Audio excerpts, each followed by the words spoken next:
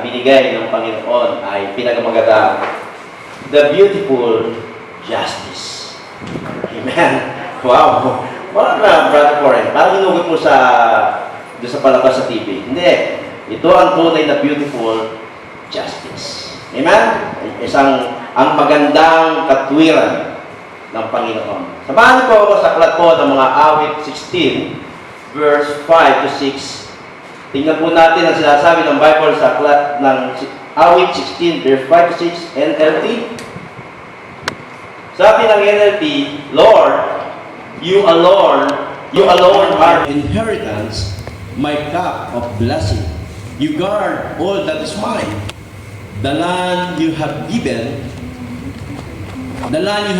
me is a pleasant land. What a wonderful inheritance. No? Ang sabi niya, Panginoon, ikaw ang aking mana. Ikaw ang aking buhay. No?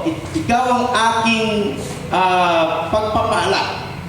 Sabi dito ng sumulat ng aklat ng awit 16.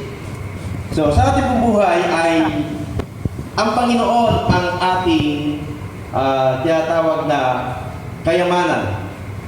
Siya ang ating buhay. Sinabi ng mabuting balita diyan sa Psalms, para po sa ilan, sa Psalms 16, verse 5 to 6, sabi, ikaw lamang, Yahweh, ang lahat sa aking buhay. Lahat ng kailangan ko'y iyong ibinigay. Kinabukasan ko'y nasa iyong mga kamay. Mga kaloob sa akin ay kahanga-hanga o napakaganda ng iyong pamana. Walang katulad ang ibinibigay ng Diyos sa mga tao. Walang katulad ang pag-ibig at ang pagpapala ng Diyos. Ang sabi ng John 10:9, NLT, yes, I am the gate. Those who come in through me will be saved. They will come and go freely and will find good pastures. Jesus said, sabi niya, ako ang pintuan, ang sino man pumapasok sa pamamagitan ko ay maliligtas.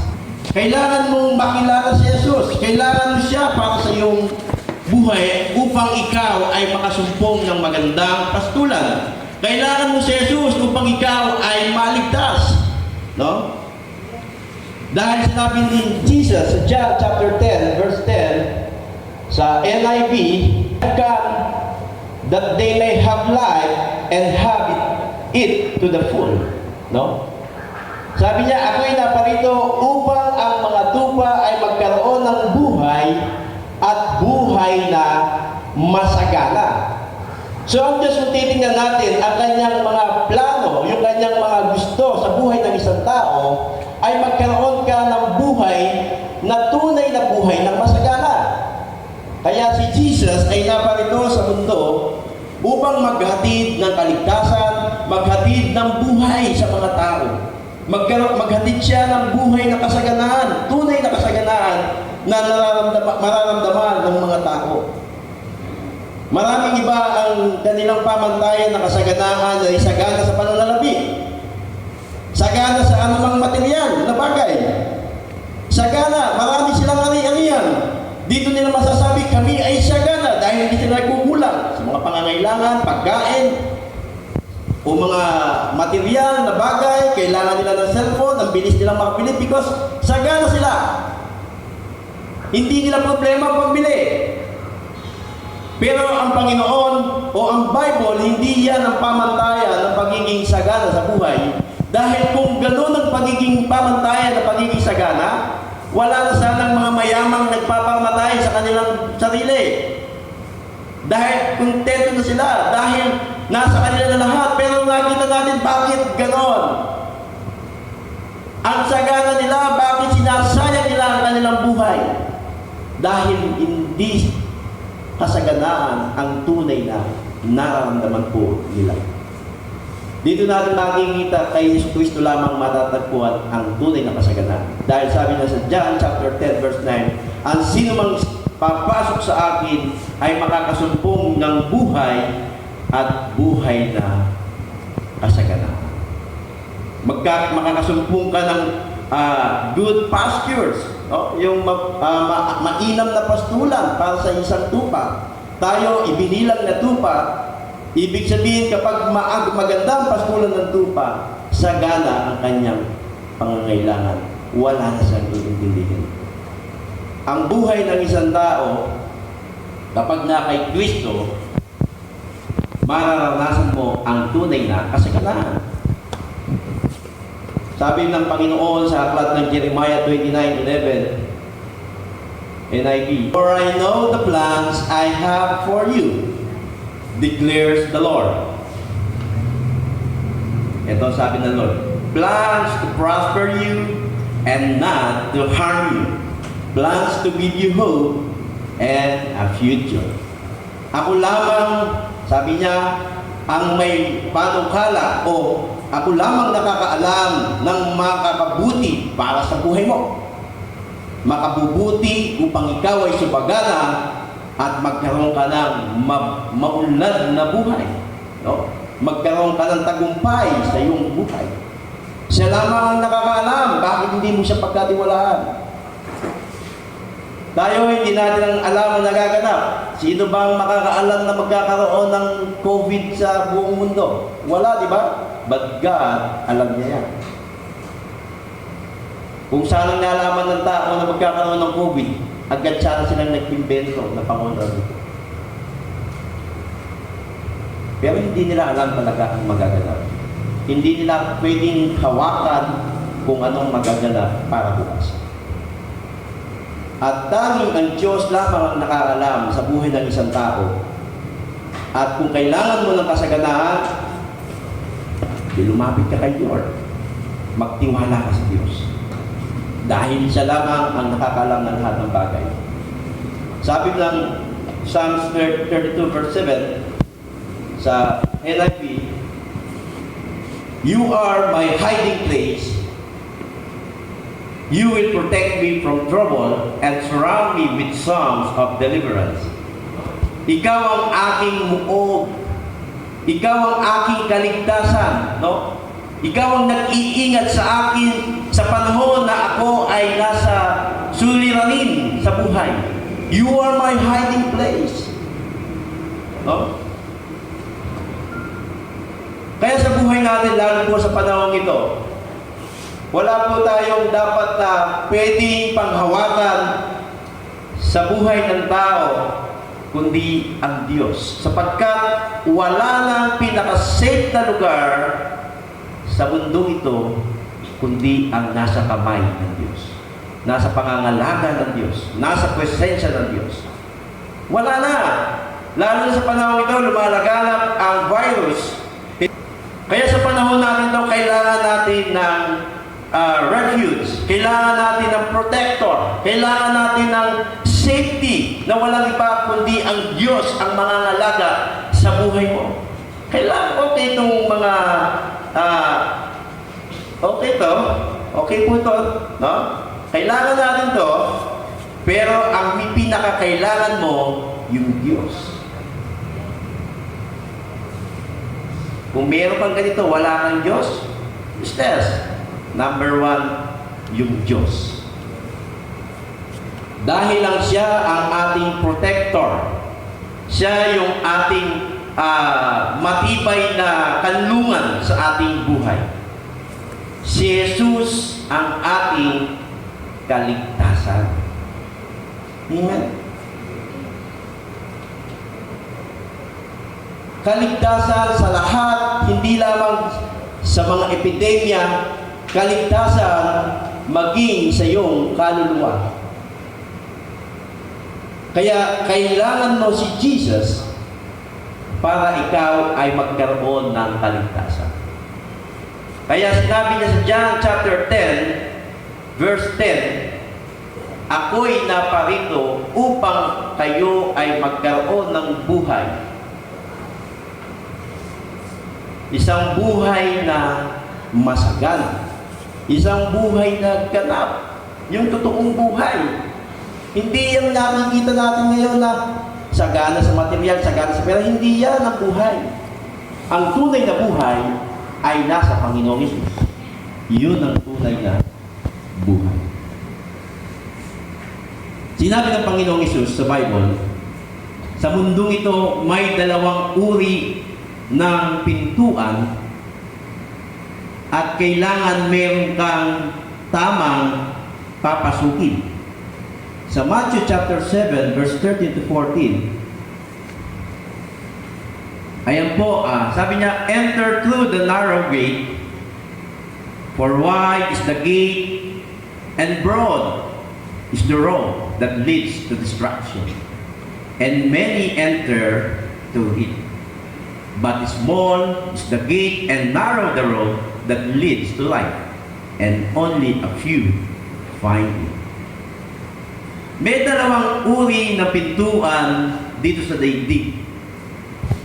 Sabi niya, isang makipot, maliit, at isang maluwang, at isang maginhawang pintuan. Sabi niya, mas marami ang pumapasok sa maluwang dahil hindi sila mahihirapan. Hindi sila magsasuffer na makalagpas o makapasok doon. Kaya maraming pumupunta doon. Alam niyo, ang tao itong gusto yung maginhawa nga. Kaya nga na-invento yung mga instant coffee. Hindi ka na, dati nung una pa naman, pinapakulo yung kape. Pero ngayon, buksan mo, mainit na tubig, buhos, halo, igo. Instant noodles. Dati, luluto ka, may process. Ngayon, pakulo mo tubig, o kaya may mga tubig na rin na mainit na nilalagyan. Gusto ng tao ngayon, ginhawa.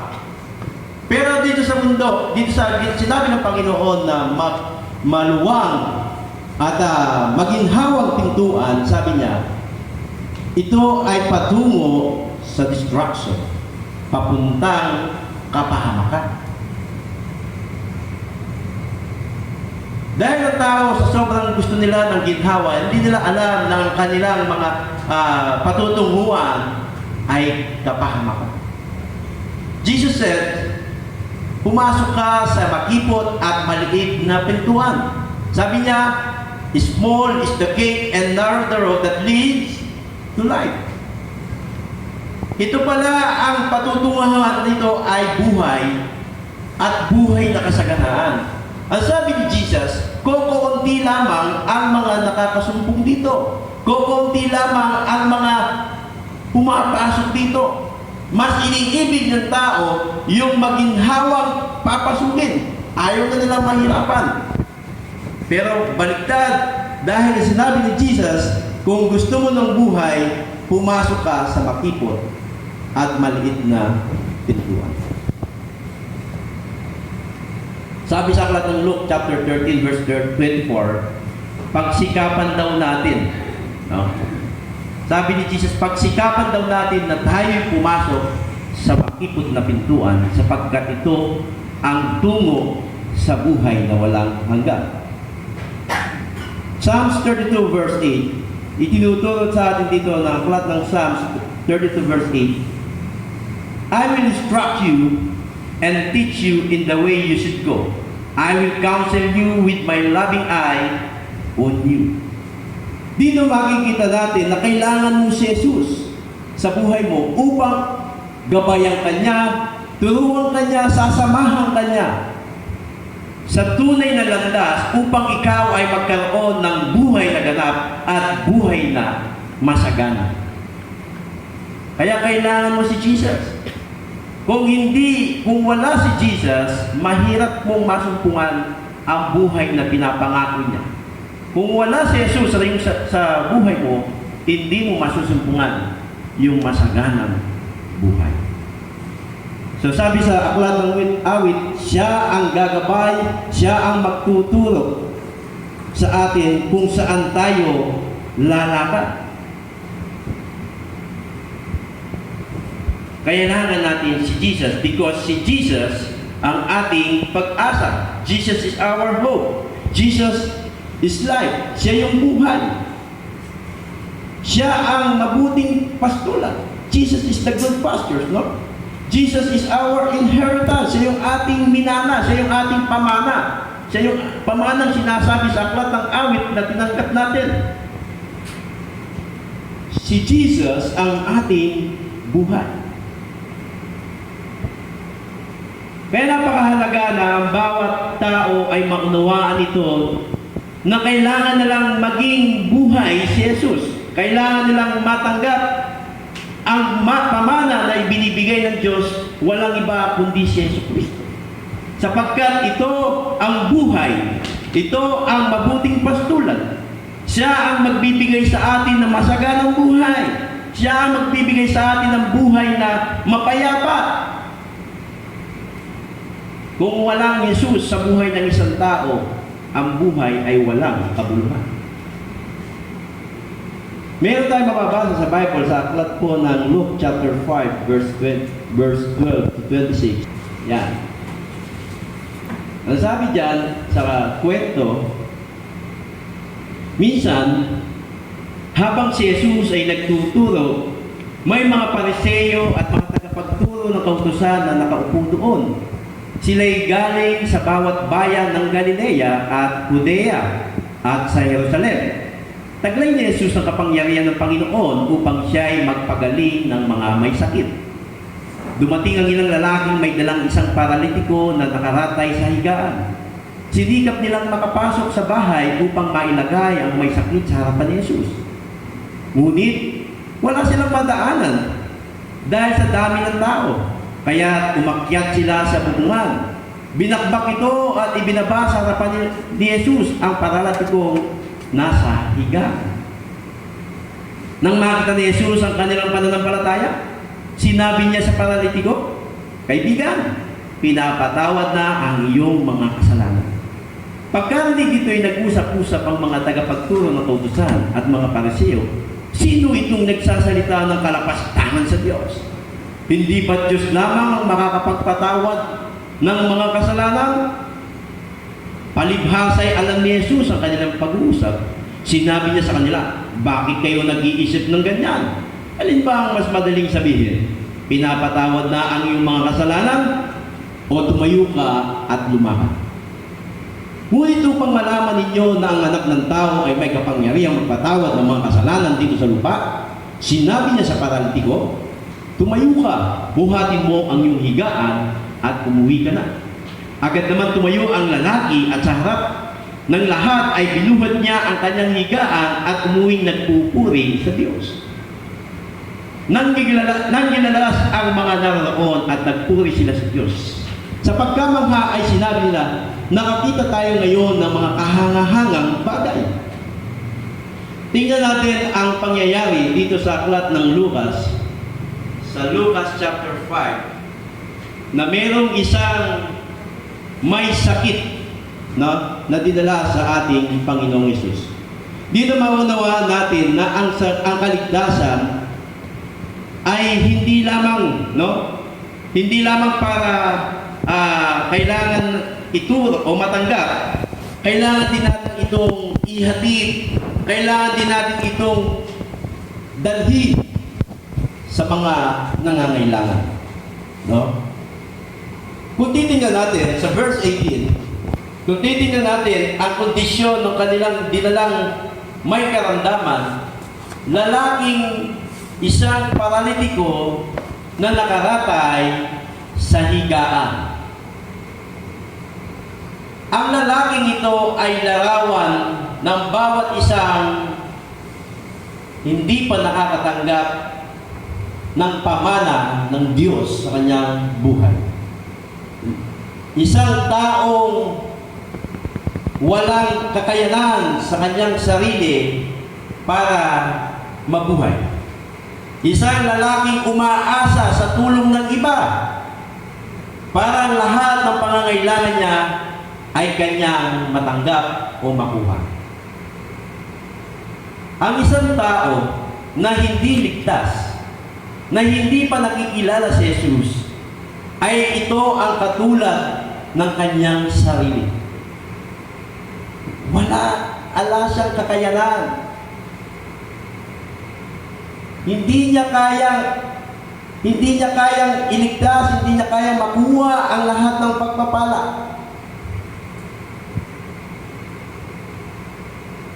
Kailangan may maghatid kailangan may magdala sa Kanya. Ang sakit na yan ay lumaganap sa lahat ng tao. Yan ay sakit ng kasalanan.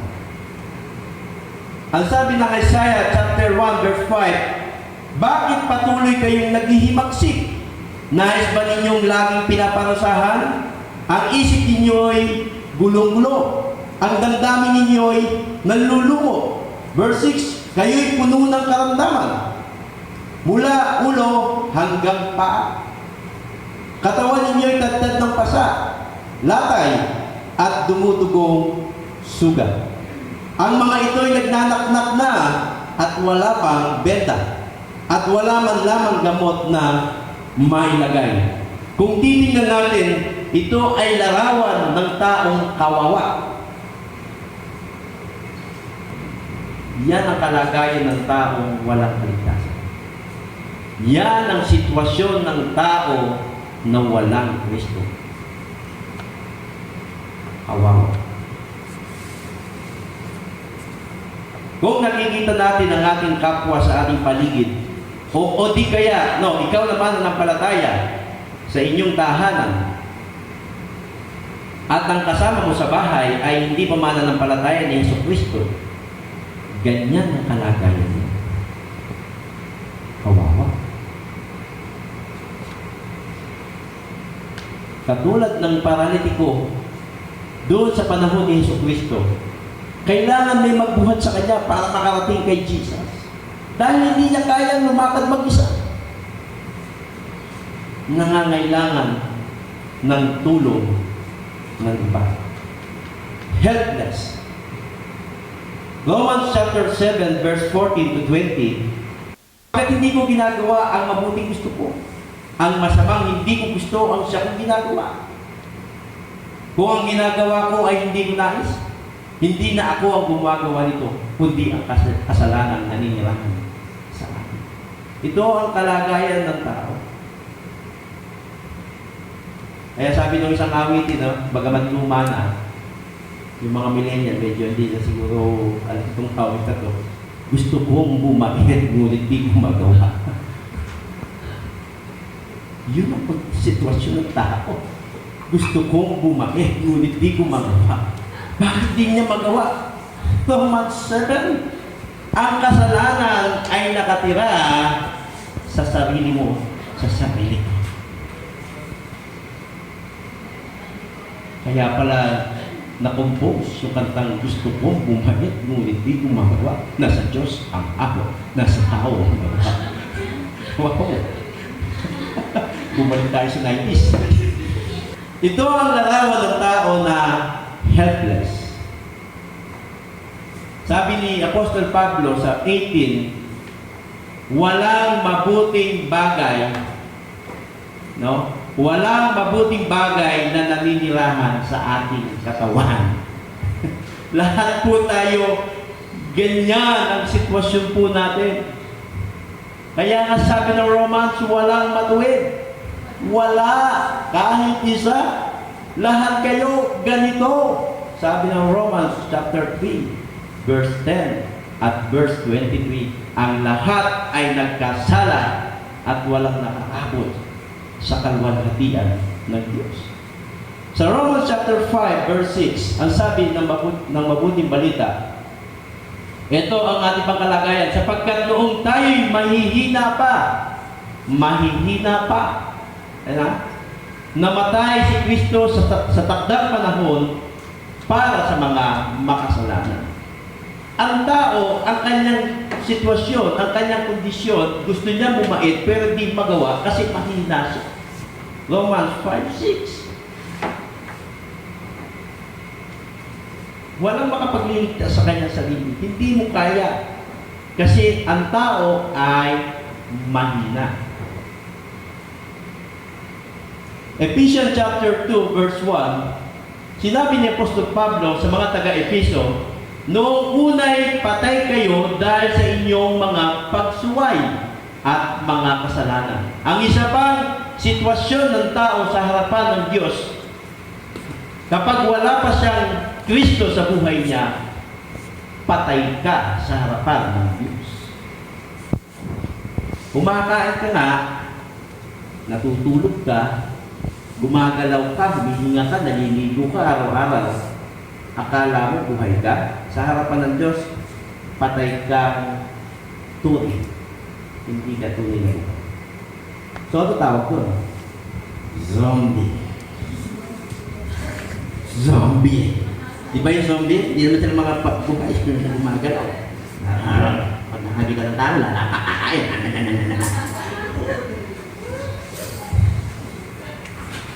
Yan ang larawan ng tao sa kanyang sitwasyon hanggat walang Kristo sa kanyang sarili. Wala siyang kakayanan, wala siyang kaya sa kanyang buhay. At isa pa, tayo daw ay katulad na nasa malayong lugar, Ephesians chapter 2, verse 13. Ang sitwasyon natin, ngunit ngayon, dahil sa inyong pakikipag-isa kay Kristo, ang sabi niya, kayo na dating malayo ay nilapit sa pamamagitan ng dugo ni Kristo. Ang isang tao hindi mananampalataya ni Kristo, ang kanyang katayuan ay malayo sa Diyos. Kaya sinabi ni Apostol Pablo sa aklat ng Ephesians chapter 2 verse 13, ngunit ngayon, dahil sa inyong pakikipag-isa kay Kristo Jesus, na dati ikaw ay malayo sa harapan ng Diyos, ay inilapit bigla, inilapit ka niya sa pamamagitan ng dugong tumulo doon sa krus ng Kalbaryo. Yun ang naging paraan, kaya ngayon ang tao naging malapit sa Diyos. Na dating malayo, ngayon biglang ang Diyos ang lapit-lapit na natin because of Christ. Because the blood of Christ. Yan ang nagawa ni Kristo. Kung titingnan natin, yung sumasalamin doon sa paralyzed man na binibitbit ng kanyang mga kaibigan, ito ang katayuan ng taong walang kaligtasan. Helpless, walang kakayanan, umaasa.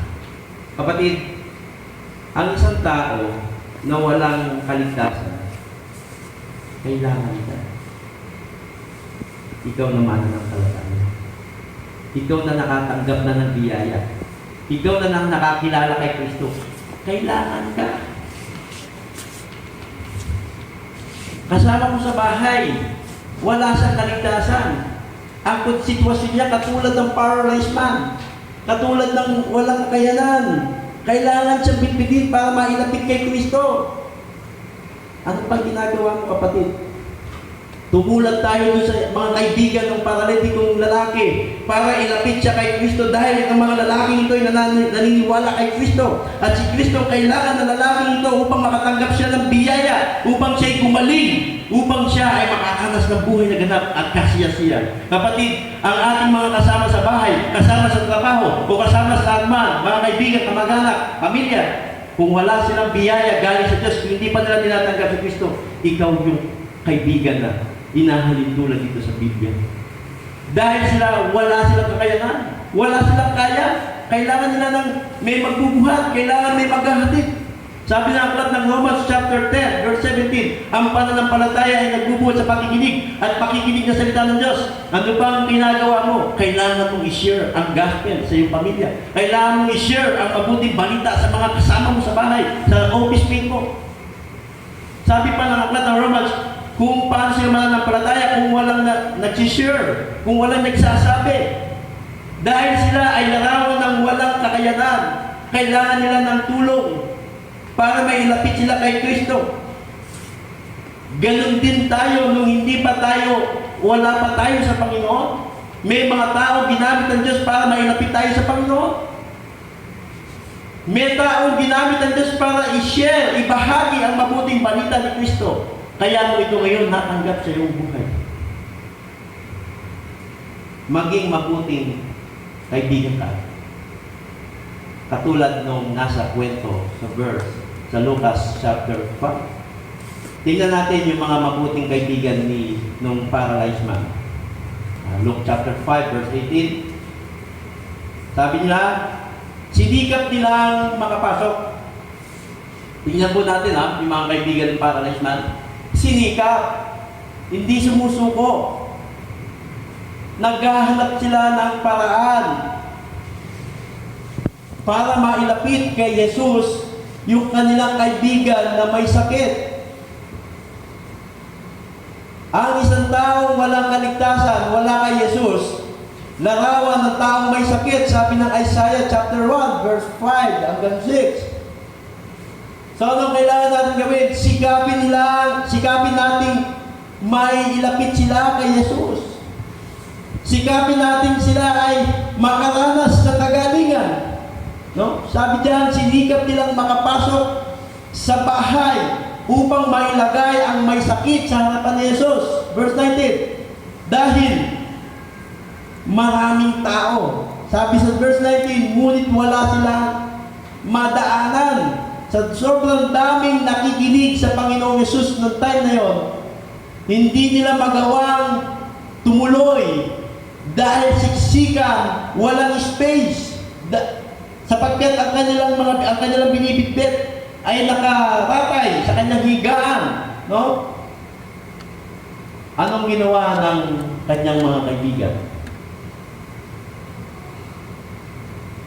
Umakyat sa bubungan, binakbak ang bubong at ibinaba ang kanilang kaibigan sa harapan ni Jesus. Ang kanilang pagnanasa ay hindi sumuko. No? Hebrews 11 verse 6. Hindi sila tumigil. Ang kanilang pananalig sa Diyos ay ganun na lang katindi. Kaya sabi ng Hebrews 11 verse 6, hindi maaaring kalugdan ng Diyos ang walang pananampalataya sa Kanya. Sapagkat ang sino mang lumalapit sa Diyos ay dapat sumampalatayang may Diyos at siya ang nagbibigay ng gantimpala sa mga humahanap sa Kanya. Itong dalawang kaibigan ng paralyzed man, ganoon ang kanilang pananampalataya sa Panginoong Hesus. Kailangan mailapit natin ito kay Jesus upang siya gumaling. At dahil sa kanilang pananalig, dahil naniniwala sila na si Jesus ay pagagalingin nila ang kanilang kaibigan, hindi sila sumuko sa sitwasyon. Naghanap sila ng paraan kahit na mahirap at nanira pa,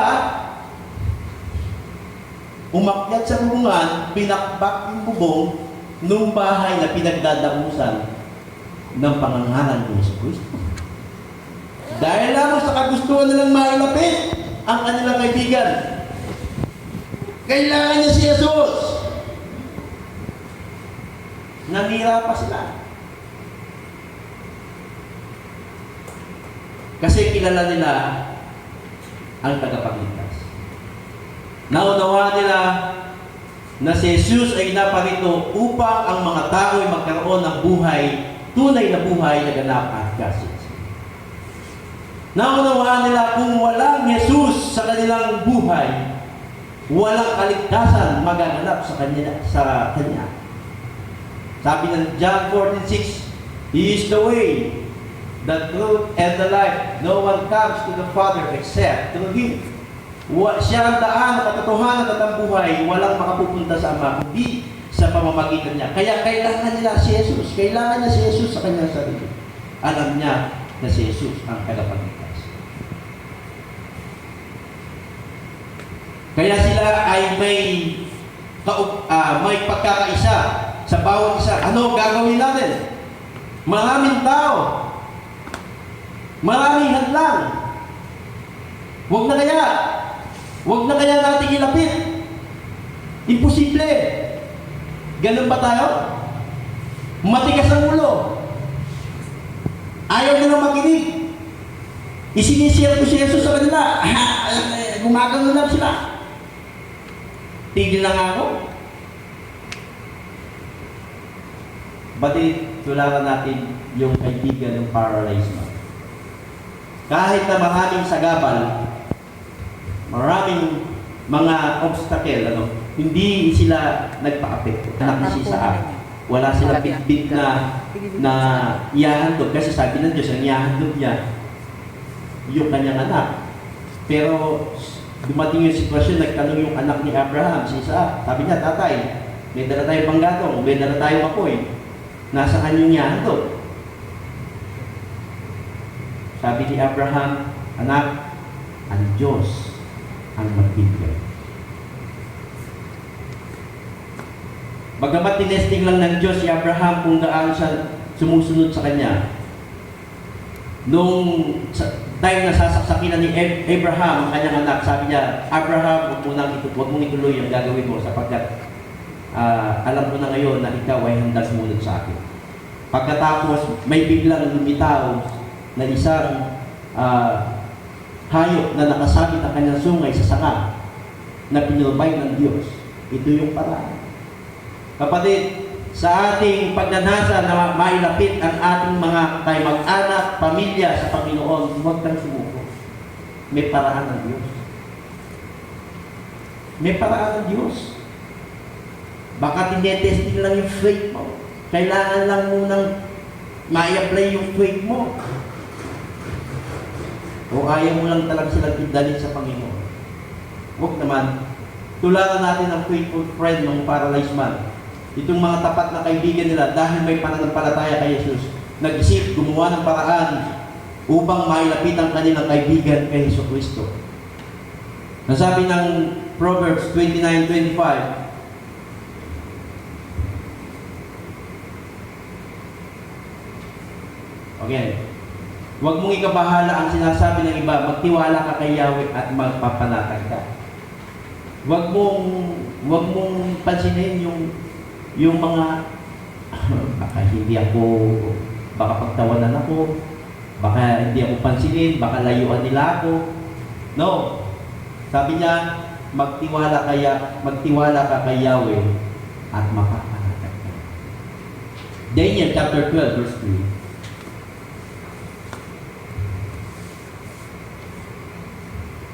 Ang marunong na pinuno ay niningning na gaya ng liwanag sa langit, at ang mga umaakay sa marami sa pagiging matuwid ay sisikat na parang bituin magpakita. Wow! Yan ang sinabi ni Prophet Daniel. No? Sabi niya ang mga umaakay sa marami sa pagiging matuwid ay sisikat na parang bituin magpakailanman.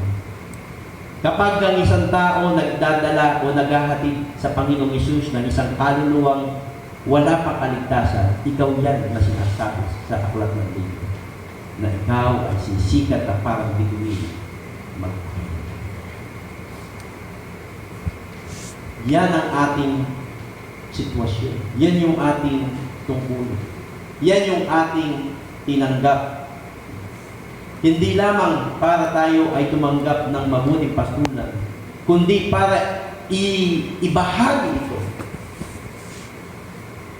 Lalo na kung ang iyong pamilya ay wala kang kaligtasan. Ikaw lang ang nandito sa kawan ng Diyos. Ikaw lang ang nandito sa pamilya ng Diyos. Yung tatay mo ba nasa pamilya ng Diyos? Yung nanay mo? Yung asawa mo? Yung kapatid mo? Nasa pamilya ba ng Diyos? No. Magsikap ka, kapatid, na sila ay mayatid natin kay Jesus Kristo upang sila ay maibilang sa pamilya ng Diyos. Dahil hindi lahat ng tao ay anak ng Diyos. Oo, lahat ng tao ay galing sa Diyos, nilikha ng Diyos, pero hindi lahat ng tao ay anak ng Diyos. John 1:12, ang sino man sa kanya ay tumanggap at sumampalataya ay sila lamang ang binibigyan karapatan na tawagin ng Diyos. Ikaw, tinanggap mo si Jesus. Yung pamilya mo, tinanggap ba si Jesus? Yung pamilya mo, sumasampalataya na sila kay Jesus. Ikaw, anak ka ng Diyos. Yung bang kasama mo sa bahay, anak na ba ng Diyos? Yan ang katotohanan na sitwasyon natin sa mundong ito. So, anong kailangan natin gawin? Ihatid natin ang mga taong nangangailangan ng kagalingan ng kaligtasan ng Yesus Kristo. Huwag kang sumuko. Verse 20, dito natin makikita na si Jesus, nung nakita ang pananampalataya nung dalawang kaibigan ng paralyzed man, sabi niya, matindi itong mga tao ito, matindi pananampalataya sa akin. Nung binakbak ang gulong habang nangangalan si Jesus, biglang, ano nangyayari? Biglang binakbak yung yero. Ba't may nagtatanggal ng yero dito? Tinatanong sila, ano ginagawa nyo? Ba't sinisira nyo yung bahay?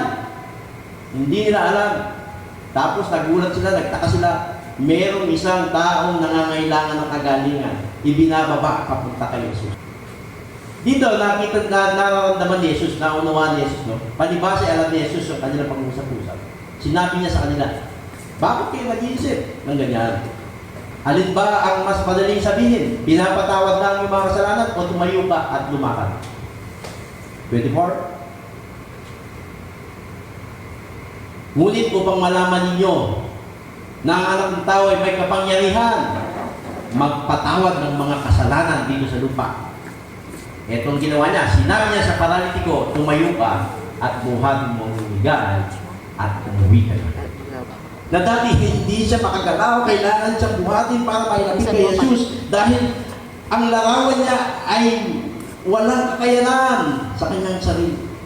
Pero nung tumanggap ng pagpapatawad ng Diyos, tumanggap ng kagalingan, bigla niyang binuhat yung kanyang higaan at naglakad at nagpupuri sa Diyos. Nagkaroon ng kagalingan. Dito natin maunawaan na magkakaroon lamang ng kapatawaran kung mananampalataya ka kay Yesu Kristo. At sinabi ng Panginoong Yesus, may kapangyarihan siyang magpatawad. Aklat ng mga Gawa, chapter 10, verse 40. Siya ang tinutukoy ng mga propeta na kanilang ipahayag na ang bawat sumampalataya sa Kanya ay tatanggap ng kapatawaran sa kanilang mga kasalanan sa pamamagitan ng Kanyang pangalan. Ang pananampalataya mo kay Yesu Kristo ang siyang naging dahilan kaya ka pinatawad sa iyong kasalanan. Ang kapatawaran ng kasalanan ng tao ay ang pananalig sa pangalan ni Jesus. Dahil yan ang binabanggit ng mga propeta noong unang panahon. Acts chapter 13, verse 38, sinabi diyan na dapat ninyong malaman, mga kapatid, na sa pamamagitan ni Jesus ay ipinangangaral sa inyo ang kapatawaran ng mga kasalanan. Si Yesu Kristo ang kapatawaran ng kasalanan ng tao.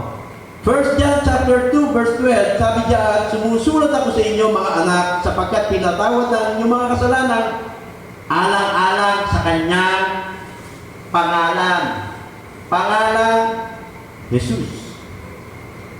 Colossians chapter 2 verse 13 to 14, sabi dito, kayong dating patay dahil sa kasalanan, kayong mga hentil na hindi saklaw ng pagtutuli ayon sa kautusan ay binuhay ng Diyos na kasama ni Kristo, pinatawad niya ang ating mga kasalanan at pinawalang bisa ang lahat ng naisulat na alituntunin laban sa atin, pati ang mga pananagutan kaugnay nito. Pinawi niya ang lahat ng ito nang ipako siya sa krus. Kung makikita natin lahat ng yan, mga versikulo sa Biblia, ang kapatawaran ng kasalanan ng isang tao ay sa pamamagitan ng pananampalataya sa pangalang Yesu Kristo. Kaya malinaw na sinabi sa aklat ng Gawa 4:12, sa Kanya lamang matatagpuan ang kaligtasan, sapagkat sa silong ng langit walang ibang pangalang ibinigay ng Diyos sa ikapagpapatawad ng mga tao. Walang ibang pangalan. Maraming mga tao nakakalungkot kung sino-sino ang kanilang tinatawagan upang sila'y mapatawad, upang sila'y magkaroon ng buhay na walang hanggan. Baka yung kasama mo sa bahay tumatawag pa kanino. Hindi niya tinatawagan yung Jesus na sinasampalatayanan mo. Kailangan ka na, kapatid, gumising ka na. Ipakilala mo, si Yesu Kristo lamang ang kapatawaran ng kasalanan, wala nang iba. Kung sino-sino mga santo, santa ang kanilang inaalayan ng pananampalataya o panalangin.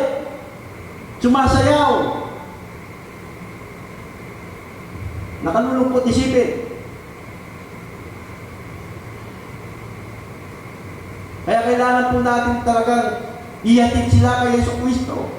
Dahil sinasabi ng Biblia, ang kapatawaran ng kasalanan ay ito'y sa pamamagitan ng pananampalataya kay Yesu Kristo sa pangalan ni Jesus.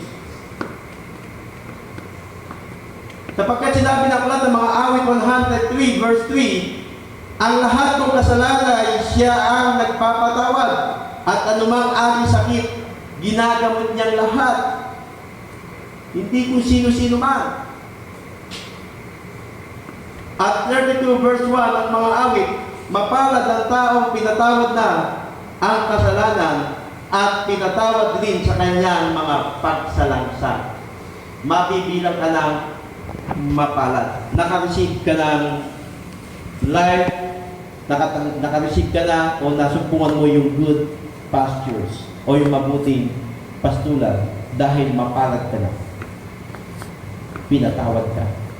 Meron ka na ng buhay, meron ka pang mabuting pastulan na ibig sabihin isang buhay na masagana, isang buhay na ganap, isang buhay na kaaya-aya na pinapangarap ng maraming tao. Kaya sila nagpapakayaman dahil gusto nila magkaroon ng buhay na kasiyasiya. Pero hindi nila masumpungan sa yaman ng mundo ito. Dahil si Yesu Kristo lamang ang makapagbibigay ng buhay na ganap at kasiyasiya. Sinabi niya sa aklat ng John chapter 10 verse 12. Ang kapatawaran ng kasalanan ay ito'y sa pamamagitan ng dugo.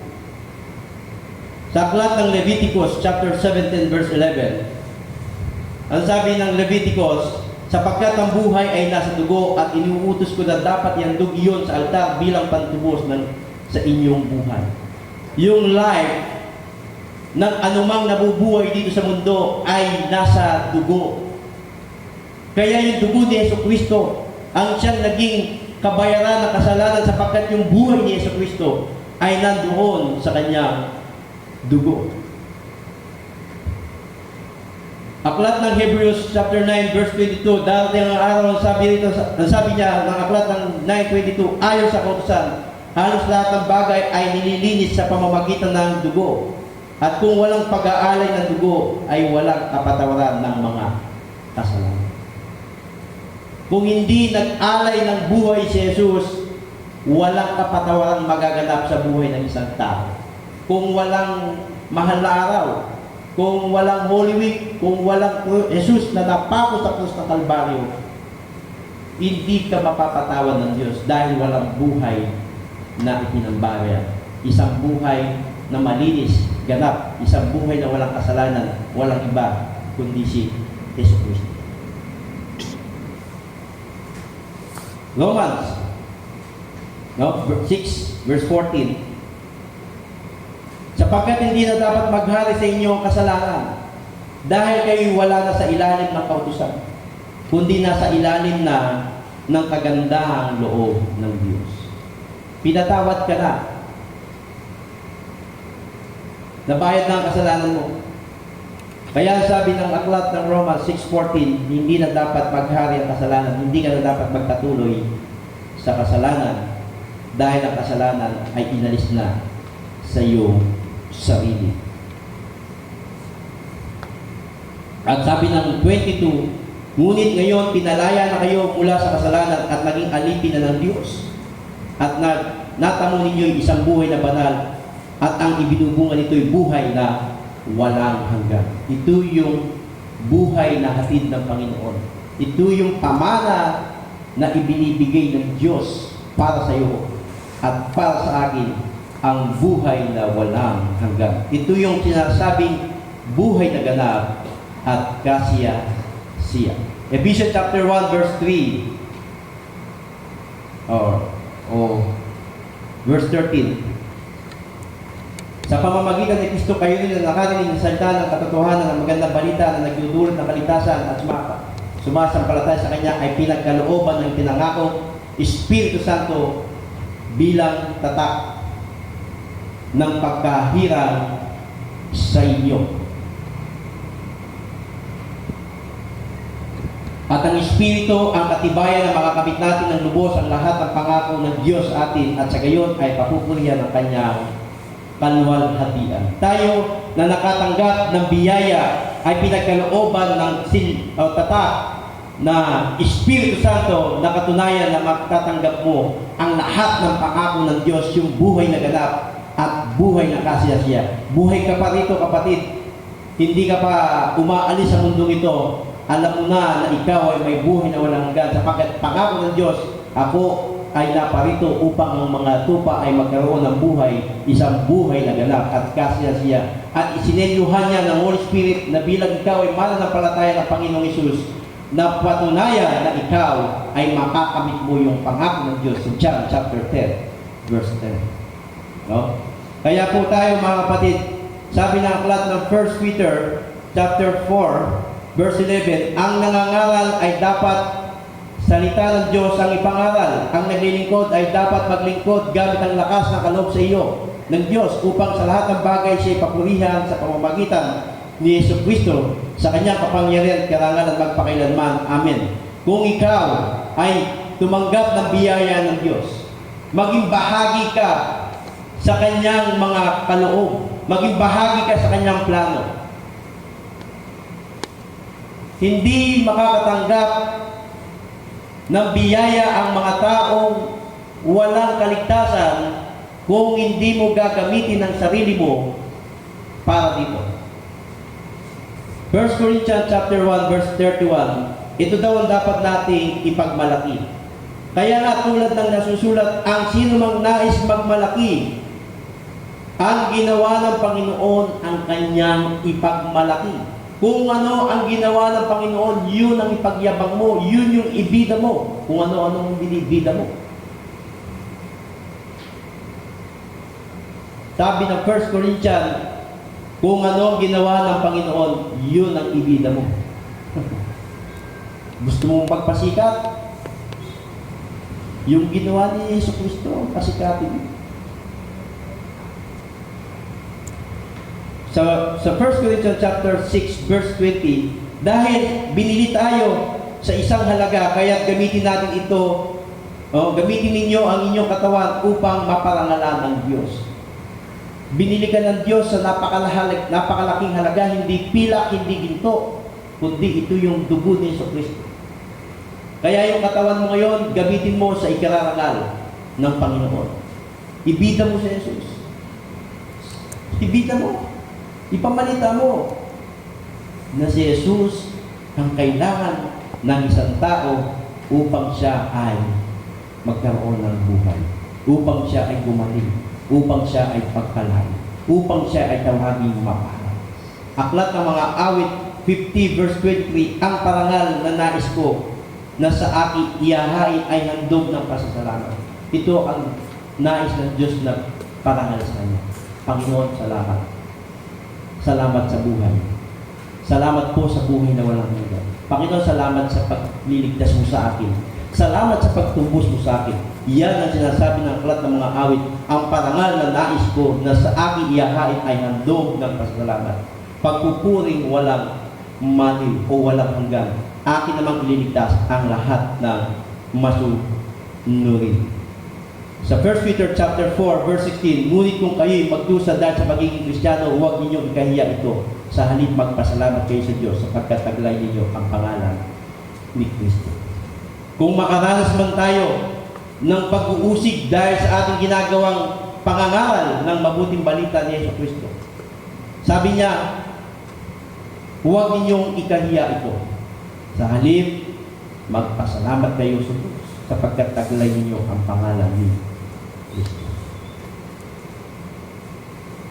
Dito sa mensahe sa umagang ito, nakikita natin ang lagay ng maraming tao na nabubuhay sa mundo. At nakikita naman natin na tayong mga mananampalataya ni Jesus na nakatanggap ng biyaya, nakikita natin ang ating kalagayan at sa atin ang mensahe para sa mga faithful friends.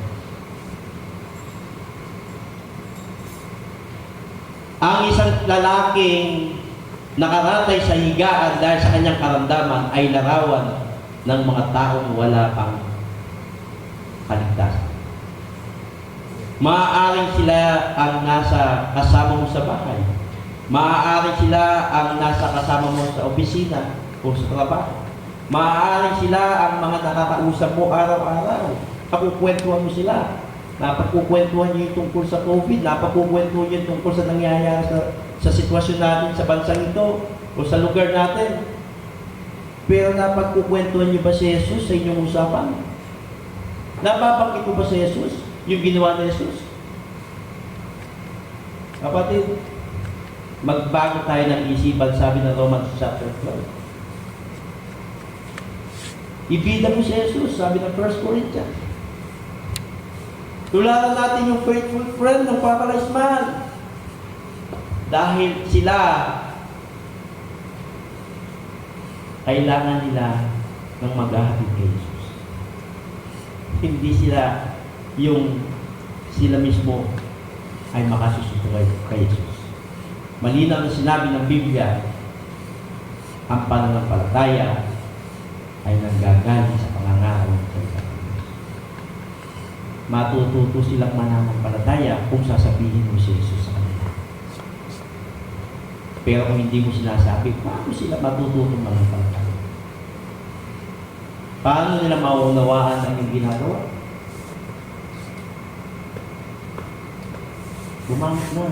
Bumangon na tayo, mga kapatid. Hinayaan ng Diyos na mangyari sa buong mundo ang pandemic na ito. Para ito ay wake-up call sa mga Kristiyano na magising sa katotohanan na ang daigdig na ito ay may katapusan, may hangganan. Kailangan nyo nang gawin ang ipinagagawa ng Diyos. Kayong mga mananampalataya. Mag-win soul. Mag-make disciple. Tandaan natin si Jesus bumaba dito sa lupa hindi lamang para ihandog ang kanyang sarili sa ikapagpapatawad ng kasalanan, kundi para tayo ay maging kagaya ni Jesus. Hinabilin niya bago siya umakyat sa langit sa kanyang mga alagad, humayo kayo at ipangaral ang mabuting balita. Bautismuhan ninyo sila sa ngalan ng Ama, ng Anak, at ng Espiritu Santo. Turuan ninyo silang sumunod sa lahat ng ipinag-uutos ko. Tandaan ninyo, ako'y laging sa inyo hanggang sa katapusan ng mundo. Ito ang kanyang iniwan na komisyon sa kanyang mga alagad na dapat matupad hanggang sa kapanahunan ito, hanggat hindi bumabalik si Jesus sa kanyang muling pagparito. Huwag tayong tumigil na ipangaral ang mabuting balita. Kailangan nila si Jesus. Ikaw na nakikinig ngayon, kailangan nila si Jesus. Ikaw na nanonood dyan sa inyong tahanan o kung nasaan ka man, kailangan ka ng pamilya mo kung wala pa silang kaligtasan, kailangan ka ng mga katrabaho mo kung wala pa silang kaligtasan, kailangan ka ng mga mahal mo sa buhay. Dahil walang magdadala sa kanila kundi ikaw.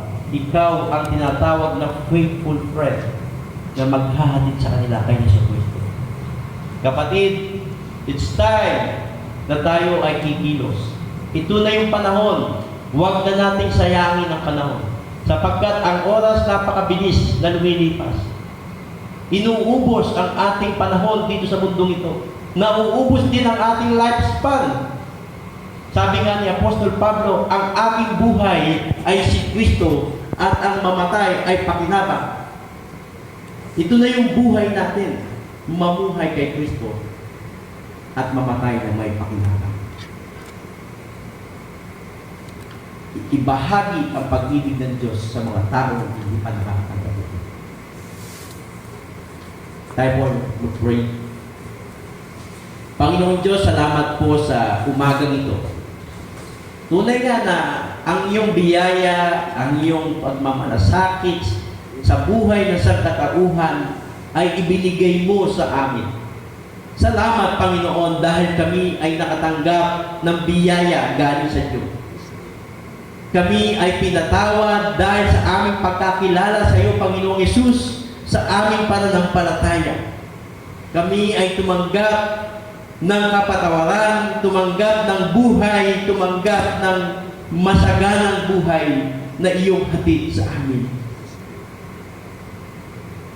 At narito po kami, Panginoon. Nais po namin kami maging kasangkapan mo, maging magamit mo para sa mga kapatid, sa mga kamag-anak, kakilala po namin wala pang kaligtasan. Tulungan mo kami, turuan mo kami. Gayahin po namin yung mga kaibigan ng paralitikong tao na nandoon sa kwento sa Biblia, na sila ay hindi sumuko dahil sa pagnanasa nila at dahil sa kanilang pananampalataya sa iyo, Panginoong Hesus. Nakapag-isip sila ng paraan upang mayatid ang kanilang kaibigan sa iyong harapan. Panginoon, meron po kaming mga pamilya. Meron po kaming mga kaibigan. Meron po kaming mahal sa buhay na kailangan po namin ihatid sa iyo, Panginoon. Bigyan niyo po kami ng solusyon. Bigyan niyo po kami ng paraan kung paano namin sila ihatid sa iyo. Nais po namin ihatid sila sa iyo, Panginoon, upang sila ay makatanggap din po ng kagalingan at kapatawaran sa kanilang buhay. Pagpalain niyo po, Panginoon, ang bawat isa sa amin dito. Maging ang mga nakikinig, ang mga nanunood sa kanilang tahanan, ikaw po ang patuloy na kumilos sa kanilang mga buhay. Mangusap. Nawa ang mensahe sa umagang ito ay magsilbing paalala at pagtuturo sa amin na kailangan po namin tularan ang mga kaibigan ng taong may sakit na nakatanggap ng kagalingan. Sa iyo po namin ipinagkakatiwala ang aming buhay at sitwasyon. Ikaw ang aming pamana. Ikaw ang aming buhay. Ikaw ang aming kaligtasan. Salamat po, Panginoon. Ito ang aming dalangin sa pangalan ng aming Panginoon.